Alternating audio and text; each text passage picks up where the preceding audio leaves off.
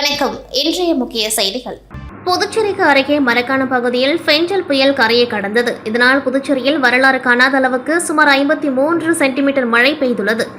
இதனால் புதுச்சேரியின் நகர பகுதிகளின் பல தொகுதிகள் மட்டுமின்றி கிராமப்புற பகுதிகளும் மிக மோசமான அளவுக்கு பாதிக்கப்பட்டுள்ளன. குறிப்பாக காமராஜர் நகர் தொகுதிக்குட்பட்ட கிருஷ்ணா நகர், ரெயின்போ நகர், வெங்கடா நகர், சுதந்திர பொன்விழா நகர், வள்ளலார் சாலை, தென்றல் நகர், கவிக்குயில் நகர், முத்துசெட்டி நகர், கரைவடிக்குப்பம் என பல இடங்களில் தண்ணீர் தேங்கியுள்ளது. அவர்களுக்கு உதவி செய்ய காமராஜர் நகர் தொகுதி எம்எல்ஏ ஜான்குமார் பல்வேறு இடங்களுக்கு சென்று உதவி செய்து வருகின்றார்.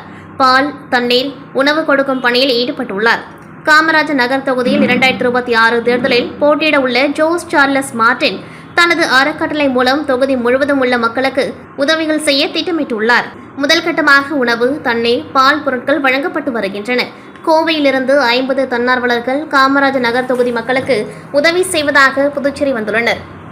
அவர்கள் ஜான்குமார் எம்எல்ஏ உதவியுடன் தொகுதி முழுவதும் பல்வேறு உதவிகள் செய்ய உள்ளனர்.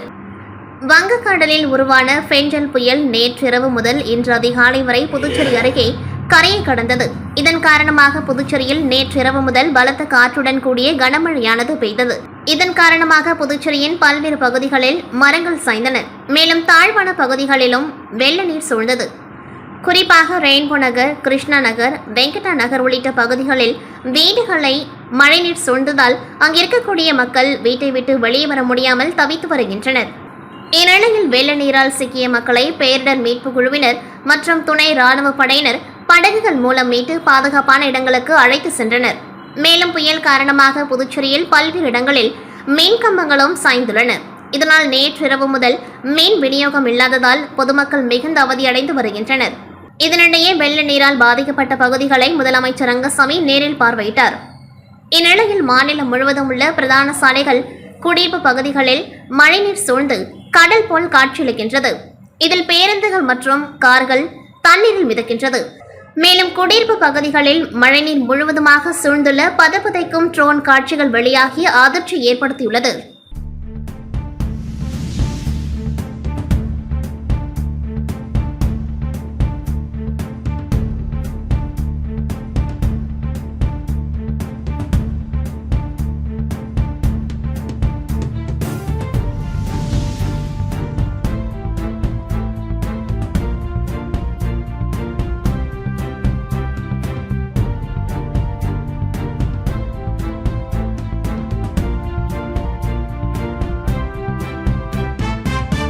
ஃபெஞ்சல் புயல் புதுச்சேரி அருகே கரையை கடந்த நிலையில் புதுச்சேரியில் காற்றுடன் கூடிய மிக கனமழை பெய்தது. இதன் காரணமாக புதுச்சேரி முழுவதும் வெள்ளக்காடாக மாறியது. புதுச்சேரியில் அனைத்து பகுதிகளிலும் மழைநீர் தேங்கி பொதுமக்கள் வீட்டை விட்டு வெளியே வர முடியாத சூழலுக்கு தள்ளப்பட்டனர். இந்நிலையில் புதுச்சேரியில் மற்றும் கடலூர், செஞ்சி, திருவண்ணாமலை, விழுப்புரம் உள்ளிட்ட பகுதிகளில் தொடர்ந்து கனமழை பெய்தது. இதன் காரணமாக புதுச்சேரி சங்கராபரணி ஆற்றில் நீர்வரத்து தொடர்ந்து அதிகரித்து தற்பொழுது வெள்ளப்பெருக்கு ஏற்பட்டுள்ளது. வெள்ளப்பெருக்கானது தரைப்பாலத்தை தொட்டுள்ளது. சங்கராபரணி ஆற்றின் நீர்ப்பெருக்கானது ஆர்ப்பரித்து ஓடுகின்றது. ஆற்றை சுற்றியுள்ள கிராமங்களில் வெள்ள அபாயமும் ஏற்பட்டுள்ளது. அதன்படி புதுச்சேரி மணவெளி தொகுதிக்குட்பட்ட என்ஆர் நகர் மற்றும் பாகூர் உள்ளிட்ட கிராம பகுதிகளில் வெள்ள நீர் சூழ்ந்து மக்கள் வீட்டை விட்டு வெளியே வர முடியாத சூழல் ஏற்படுகின்றது. இதேபோல் சாத்தூர் அணையிலிருந்து திறந்துவிடப்பட்ட தண்ணீரால் தென்பண்ணை ஆற்றில் வெள்ளப்பெருக்கு ஏற்பட்டது. இதனால் ஆற்றை சுற்றியுள்ள கிராமங்களும் வெள்ளத்தால் மிகவும் பாதிக்கப்பட்டனர்.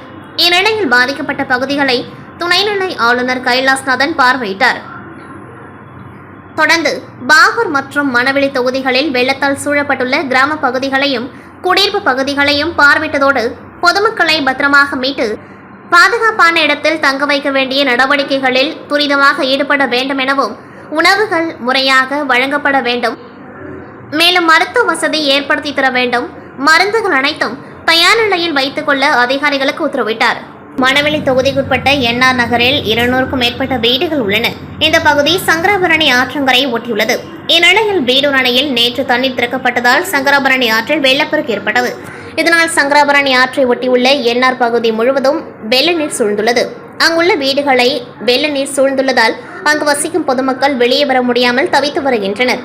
இதுகுறித்து தகவல் அறிந்து சம்பவ இடத்திற்கு வந்த புதுச்சேரி முதலமைச்சர் ரங்கசாமி மற்றும் சபாநாயகர் செல்வம் பாதிக்கப்பட்ட பகுதியை நேரில் ஆய்வு செய்து உடனடியாக பொதுமக்களை மீட்க நடவடிக்கை எடுக்க உத்தரவிட்டனர்.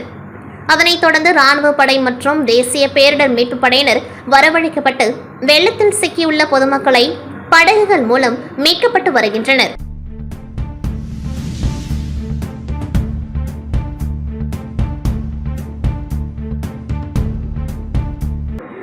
வங்கக்கடலில் உருவான ஃபெஞ்சல் புயல் நேற்றிரவு முதல் இன்று அதிகாலை வரை புதுச்சேரி அருகே கரையை கடந்தது. இதன் காரணமாக புதுச்சேரியில் நேற்றிரவு முதல் தற்பொழுது வரை காற்றுடன் கூடிய கனமழையானது பெய்து வருகின்றது. புதுச்சேரியின் பல்வேறு பகுதிகளில் மரங்கள் சாய்ந்தன. மேலும் தாழ்வான பகுதிகளிலும் வெள்ள நீர் சூழ்ந்தது. குறிப்பாக ரெயின்போ நகர், கிருஷ்ணா நகர், வெங்கடா நகர், முதலியார்பேட்டை, முத்தியால்பேட்டை, உப்பளம், ரோடியார்பேட், ராஜ்பவன் உள்ளிட்ட பல்வேறு பகுதிகளில் வீடுகளை மழைநீர் சூழ்ந்ததால் அங்கிருக்கக்கூடிய மக்கள் வீட்டை விட்டு வெளியே வர முடியாமல் தவித்து வருகின்றனர். இந்நிலையில் புதுச்சேரியில் நேற்று காலை 8:30 மணி முதல் இன்று காலை 8:30 மணி வரை 48.45 சென்டிமீட்டர் மழை பெய்துள்ளது. ரெயின்போ நகர், கிருஷ்ணா நகர், வெங்கடா நகர் உள்ளிட்ட பகுதிகளில் இருந்து இதுவரை 551 பேர் பாதுகாப்பாக மீட்கப்பட்டுள்ளனர். மழை வெள்ளத்தில் சிக்கி இதுவரை 4 பேர் உயிரிழந்துள்ளனர். 500க்கும் மேற்பட்டோர் பாதுகாப்பான மீட்கப்பட்டுள்ளனர். இந்நிலையில் துணைநிலை ஆளுநர் கைலாஸ்நாதன் புயலால் ஏற்பட்ட கனமழையின் தாக்கம் குறித்து ஆய்வு மேற்கொண்டார். அதன்படி ராஜ்பவன் தொகுதிக்குட்பட்ட வைத்திக்குப்பம் கடற்கரை பகுதி மற்றும் அரியங்குப்பம் தொகுதிக்குட்பட்ட தேங்காய்த்திட்டு துறைமுகம் மற்றும் கனகன் ஏரி உள்ளிட்ட இடங்களை நேரில் சென்று பார்வையிட்டார். தொடர்ந்து மழையால் பாதிக்கப்பட்ட மக்களுக்கு வழங்கப்பட்ட உணவின் தரம் குறித்து சுவைத்து பார்த்து பொதுமக்களுக்கு உணவு வழங்கினார். தொடர்ந்து ஈசிஆர் கிழக்கு கடற்கரை சாலையில் உள்ள மாநில அவசர கால உதவி மையத்தில் அதிகாரிகளுடன் ஆலோசனை நடத்தினர். இதில் தலைமை செயலர் சரத் சௌஹான், மாவட்ட ஆட்சியர் குலோத்துங்கன், துணைநிலை ஆளுநரின் செயலர் நெடுஞ்செழியன் மற்றும் டிஐஜி சத்யசுந்தரம், எஸ்எஸ்பி கலைவாணன், சுகாதாரத்துறை இயக்குநர் செபில் உட்பட அனைத்து துறை அதிகாரிகள் கலந்து கொண்டார்கள். அதனைத் தொடர்ந்து காமராஜ் நகர் தொகுதிக்குட்பட்ட கிருஷ்ணா நகரில் மழைநீர் சூழ்ந்த பகுதிகளை பார்வையிட்டதோடு தேசிய பேரிடர் மீட்பு படையினருடன் மீட்புப் பணியில் ஈடுபட்டனர். அமைச்சர் நமச்சிவாயம், சட்டமன்ற உறுப்பினர் சப்தகிரி ராமலிங்கம் ஆகியோர் உடன் இருந்தனர்.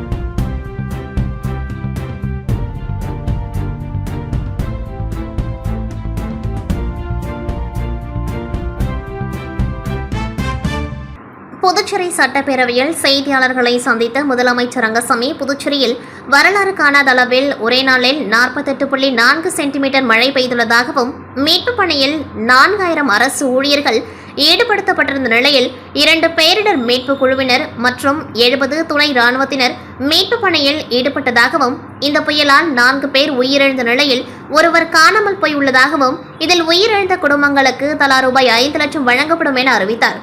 மேலும் புயல் பாதிப்பு நிவாரணமாக அனைத்து குடும்ப அட்டைதாரர்களுக்கும் தலா ரூபாய் 5000ம், 10,000 ஹெக்டேர் பயிர்கள் பாதிக்கப்பட்ட நிலையில் ஹெக்டேருக்கு ரூபாய் 30,000 வழங்கப்படும் என்றார். இதுபோல் உயிரிழந்த மாடுகளுக்கு ரூபாய் 40,000, கிடாரை கன்றுகளுக்கு ரூபாய் 20,000ம், மீனவர்கள் சேதமடைந்த படகுகளுக்கு ரூபாய் 10,000ம், சேதமடைந்த கூரை வீடுகளுக்கு ரூபாய் 20,000, குறைவாக சேதமடைந்த வீடுகளுக்கு ரூபாய் 10,000 நிவாரணமாக வழங்கப்படும் என்றார்.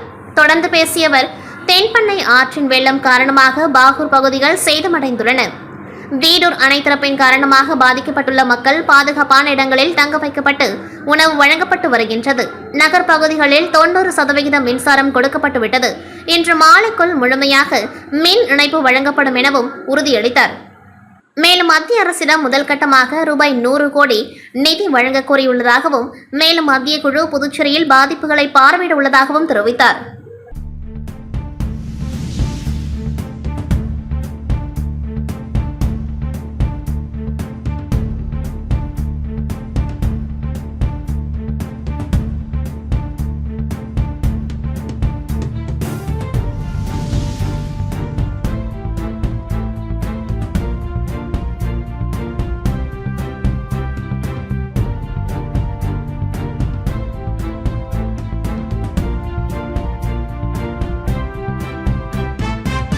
புதுச்சேரியில் புயல் வெள்ளத்தால் பாதிக்கப்பட்ட பல பகுதிகளை திமுக உப்பளம் தொகுதி சட்டமன்ற உறுப்பினர் அனிபால் கனடி அவர்கள் ஆய்வு மேற்கொண்டார்.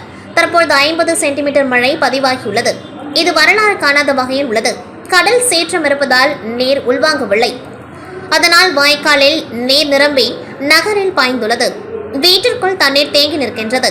ஆங்காங்கே மரங்கள் சாய்ந்துள்ளது. யாவற்றையும் நேரில் சென்று சட்டமன்ற உறுப்பினர் ஆய்வு மேற்கொண்டார். அதிக அளவில் பாதிப்பை ஏற்படுத்திய இடங்களில் போர்க்கால அடிப்படையில் பணிகளை சட்டமன்ற உறுப்பினர் துரித முயற்சியால் நடைபெற்று வருகின்றது. அதிக அளவில் பாதிக்கப்பட்ட பகுதிகளில் 3000 பேருக்கு மேலே உணவுகள் வழங்கவும் சட்டமன்ற உறுப்பினர் ஏற்பாடுகள் செய்தார். கொட்டும் மழையிலும் உப்பளம் திமுக சட்டமன்ற உறுப்பினர் அனிபால் கனடி அவர்கள் ஃபெஞ்சல் புயலில் பாதிக்கப்பட்ட மக்களுக்கு ஆறுதல் கூறி உணவு மற்றும் தங்க இடம் ஏற்பாடு செய்து கொடுத்து ஆய்வு மேற்கொண்டார். உடன் தொகுதி செயலாளர் சக்திவேல், துணை செயலாளர் ராஜு மற்றும் நிசார், மாநில மீனவர் அணி துணை அமைப்பாளர் விநாயகமூர்த்தி, கிளை செயலாளர்கள் செல்வம், ராகேஷ், கழக சகோதரர்கள் மோரேஸ், ரகுமான் ஆகியோர் உடன் இருந்தனர்.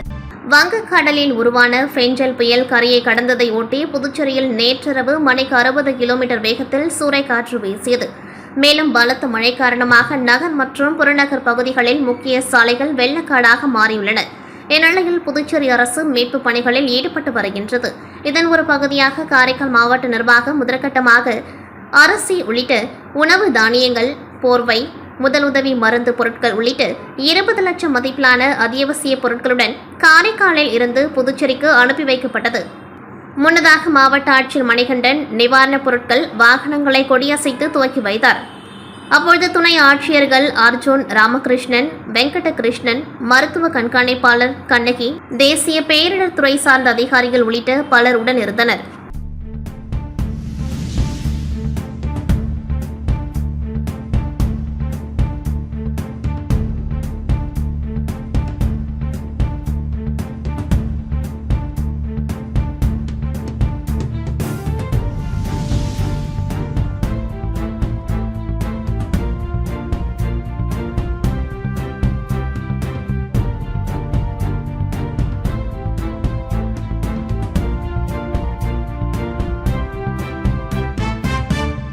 காரைக்கால் மாவட்டத்தில் உள்ள உணவகம், இனிப்புகள் தயாரிக்கும் இடங்களில் ஒருமுறை அல்லது இருமுறை மேல் எண்ணெய் பயன்படுத்தக்கூடாது எனவும், அவ்வாறான எண்ணெய் உடல்நலத்துக்கு கேடானது என உணவு பாதுகாப்புத்துறை மூலம் பொதுமக்களுக்கும் வர்த்தகர்களுக்கும் அவ்வப்பொழுது விழிப்புணர்வு ஏற்படுத்தப்பட்டு வருகின்றது.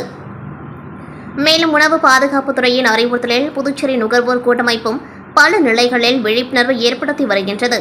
காரைக்காலில் இதுபோல சுகாதார முறையில் எண்ணெய் பயன்படுத்தக்கூடிய 10 நிறுவனங்கள் தேர்வு செய்யப்பட்டு என்விரோ கிரீன் எனர்ஜி என்கின்ற நிறுவனம் சார்பிலான பாராட்டு சான்றிதழ் நேற்று முன்தினம் வழங்கும் நிகழ்ச்சி நடைபெற்றது.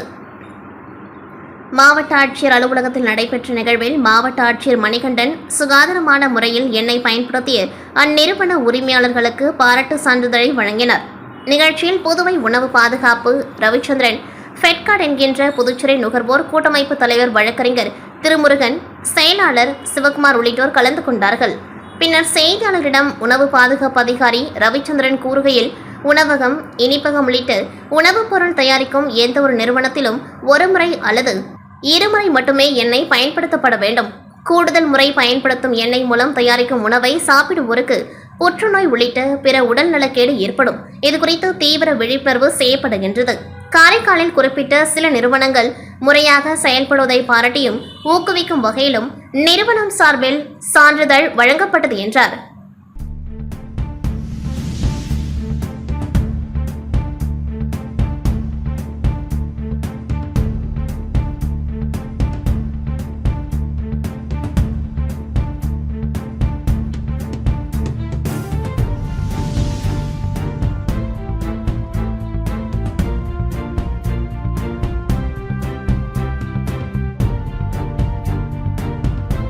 புதுச்சேரி மாநிலம் காரைக்கால் மாவட்டத்தில் கல்வித்துறை சார்பாக மாவட்ட அளவிலான அறிவியல் கண்காட்சி இன்று கோவில்பத்து அரசு உயர்நிலைப் பள்ளியில் நடைபெற்றது. இந்த நிகழ்ச்சியில் புதுச்சேரி மாநில குடிமைப்பொருள் வழங்கல் துறை அமைச்சர் திருமுருகன் கண்காட்சியை துவக்கி வைத்தார். உடன் மாவட்ட ஆட்சியர் மணிகண்டன் மற்றும் கல்வித்துறை அதிகாரி விஜயமோகன் ஆகியோர் உடன் இருந்தனர். தொடர்ந்து மாணவர்களின் படைப்புகளை பார்வையிட்டார்கள். மேலும் இப்படைப்புகள் அனைத்தும் தொடக்கப்பள்ளி 80, நடுநிலைப்பள்ளி 67, உயர்நிலைப்பள்ளி 50, மேல்நிலைப்பள்ளியில் 21 ஆகியவை சேர்ந்த அரசு மற்றும் தனியார் பள்ளியை சேர்ந்த மாணவ மாணவிகள் தங்களது அறிவியல் படைப்புகளை செய்திருந்தனர். சுமார் 250க்கும் மேற்பட்ட படைப்புகள் இந்நிகழ்ச்சியில் கண்காட்சியாக வைக்கப்பட்டிருந்தன. மேலும் இந்த அறிவியல் கண்காட்சியில் வெற்றி பெறும் மாணவர்களுக்கு கல்வித்துறை சார்பில் பரிசுகள் வழங்கப்பட உள்ளது.